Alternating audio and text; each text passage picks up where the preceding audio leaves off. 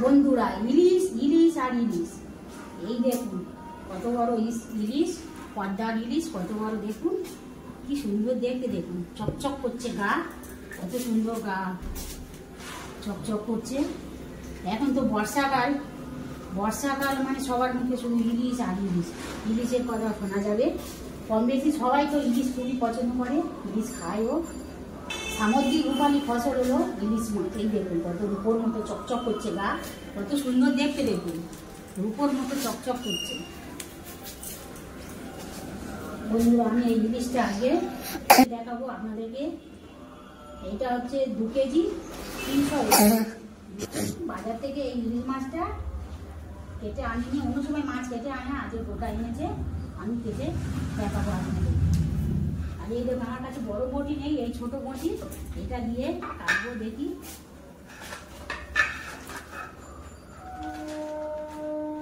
ইলিশ মাছ স্বাস্থ্যের পক্ষে খুবই উপকার, ইলিশ মাছে প্রচুর পরিমাণে প্রোটিন আছে। আর ইলিশটা আপনাদেরকে কেটে দেখাবো। তেমন বড় মাছের দামও বেশি হয় আর স্বাদও বেশি হয়, ছোট মাছে ছোট দাম, স্বাদ কম হয়। এবার আশা করি খুব প্রচুর স্বাদ হবে, তেলও অনেক বেরোবে।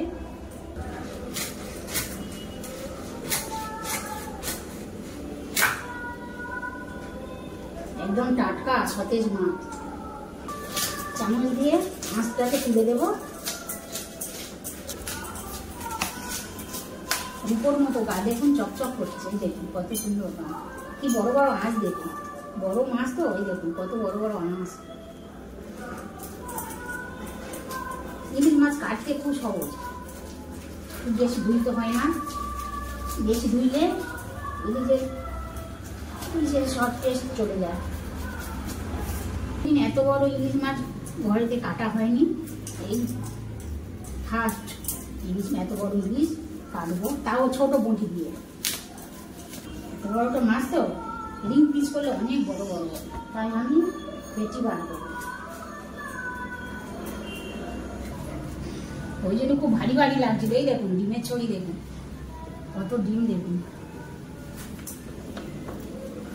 কত চওড়া, দেখুন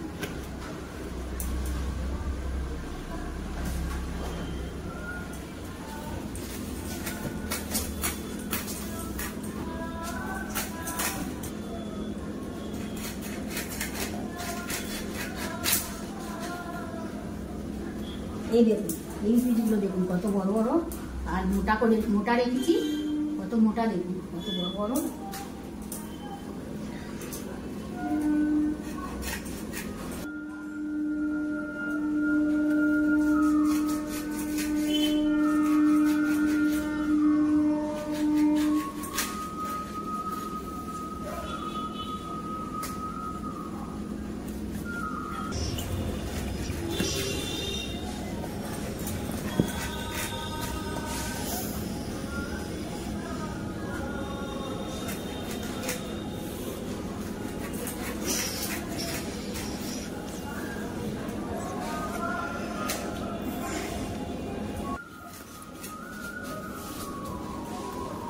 এক থালা মাছ হয়েছে, এই দেখুন কত মাছ, এই দেখুন কত মাছ হয়েছে, এক থালা মাছ হয়েছে, দেখুন মাছের থালিটা দেখুন কত সুন্দর দেখতে লাগছে, দেখুন।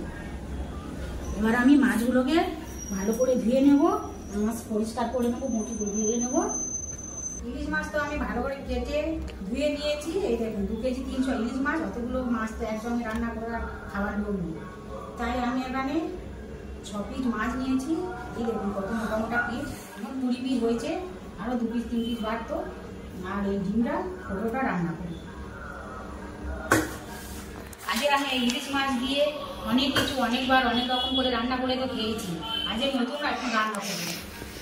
সবসময় তো ইলিশ ভাপা, সর্ষে ইলিশ, বেগুন দিয়ে ইলিশ, এরকম ইলিশ পাতুরি এরকম রান্না করে খেয়েছি, একদিনই রান্না, তাই ভাবলাম আজকে একটু অন্য রান্না করবো। আমার এই মিষ্টি কুমড়ো ছিল, মিষ্টি কুমড়ো আলু দিয়ে আর রান্না করবো আজকে। আপনারা দেখুন, আপনারা ভাবেন ইলিশ মাছ দিয়ে আবার কুমড়ো ইলিশ মাছ কুমড়ো দিয়ে রান্না করে, মিষ্টি কুমড়ো দিয়ে। হ্যাঁ বন্ধুরা, ইলিশ মাছ মিষ্টি কুমড়ো আলু দিয়ে অন্যরকম রান্না, আপনারা একবার হলেও বাড়িতে রান্না করে খাবেন, খুব সহজ সরল সাধারণ মশলা দিয়ে, খুব ভালো লাগে খেতে, অন্য স্বাদ হবে। এখন আমি রান্না শুরু করছি, গ্যাস ওভেনটা ঝেড়ে দিচ্ছি।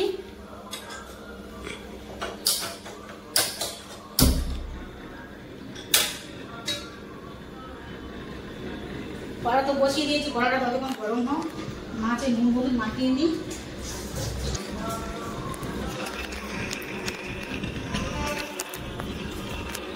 নুন,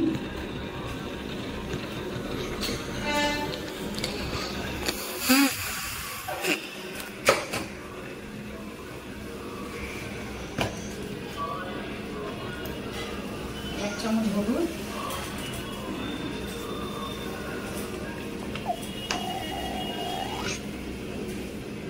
অল্প একটু সরষের তেল দিলাম।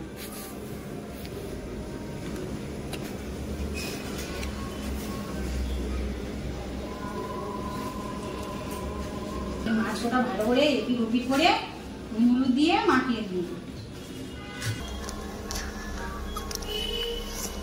কড়াটা আমার ভালো গরম হয়ে গিয়েছে, নুন হলুদ দিয়ে মাছ মাখানো হয়ে গিয়েছে। কড়াতে সাদা তেল দেবো। আপনারা পারলে সর্ষের তেল দিয়েও ভাজতে পারেন।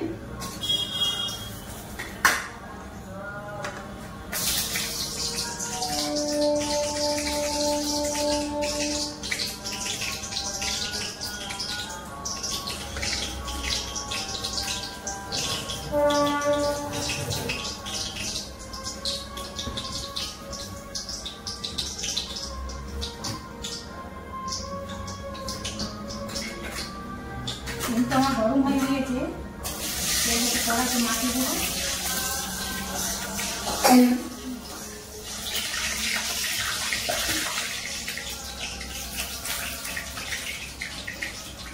নুন হলুদ মাখানো মাছ একে একে তেলের মধ্যে দিয়ে দেবো। মাছ বেশি ভাজতে লাগে না, অল্প একটু একটু করে ভাজবে। বেশি ভাজলে এই জিনিসগুলো নষ্ট হয়ে যায়।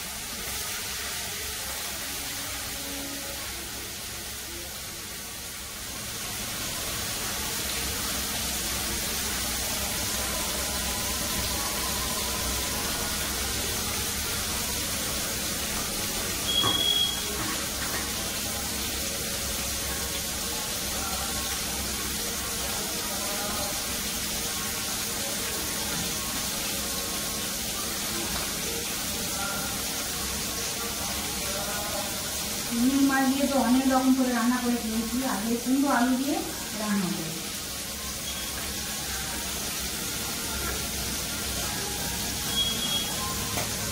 আশা করি খেতে খুবই ভালো লাগবে।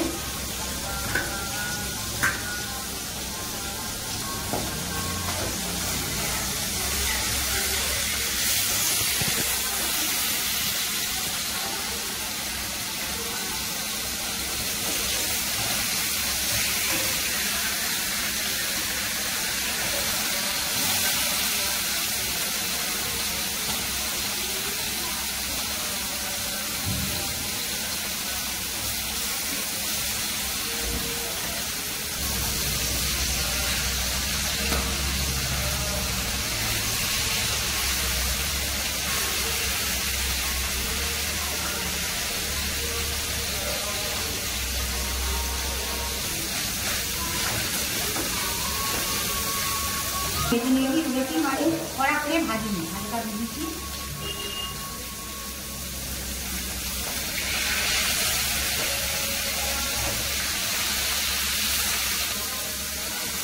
ভাজা হয়ে আসছে, এক এক করে তুলে নিই।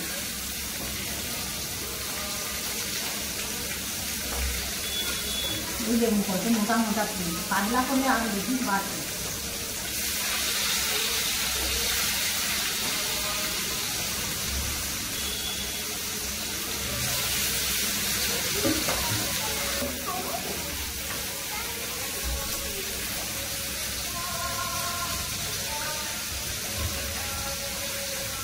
কমপ্লিট হয়ে গিয়েছে, এবারে পরিবেশন করে দেখাবো। আজকে আমার দুপুরে খাওয়া রান্নাটা কেমন হয়েছে আপনারা কমেন্ট করে জানাবেন। ভাত, উচ্ছে মাখা, নুন সর্ষের তেল দিয়ে মাখিয়েছি। প্রতিদিন তো প্রথম ভাতে যেহেতু খাই না, আর সবজি দিয়ে ফুল চিংড়ি দিয়ে চচ্চড়ি, আর এই মিষ্টি কুমড়ো দিয়ে, আর এই ইলিশ মাছের তরকারি। কি সুন্দর দেখুন হয়েছে, কালারটা কত সুন্দর হয়েছে।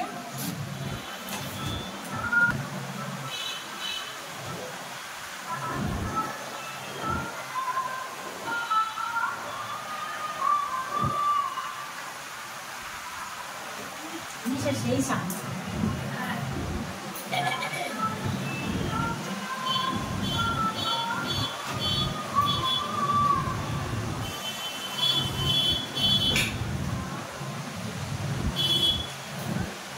আপনারা দেখছেন রিঙ্কু রান্নাঘর, আমি রিঙ্কু। আপনাদের সঙ্গে দেখা হবে অন্য কোনো ভিডিওতে, অন্য কোনো রেসিপি নিয়ে।